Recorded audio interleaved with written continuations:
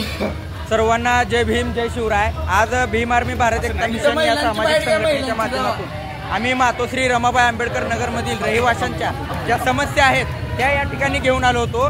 पण पोलीस प्रशासनाने सांगितलं आम्हाला की बाबा महापालिका आयुक्त या मीटिंगमध्ये आहेत। मग त्यांना जनतेच्या समस्यापेक्षा मीटिंग महत्त्वाची आहे का?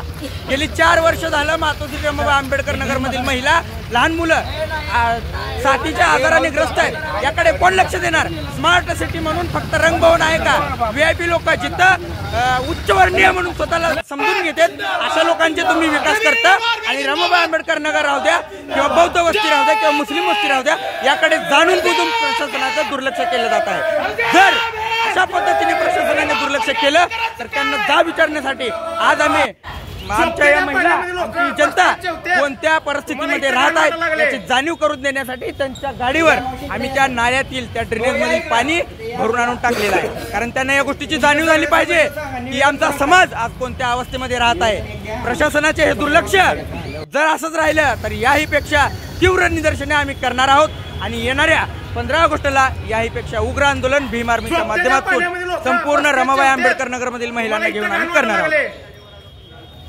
स्वतः महापालिका आयुक्त यांची गाडी इथं आहे। आम्हाला आतमध्ये जाऊ दिलं नाही त्यामुळे आम्ही गाडीवर ड्रेनेजमधील घाण पाणी टाकून निषेध व्यक्त केलेला आहे।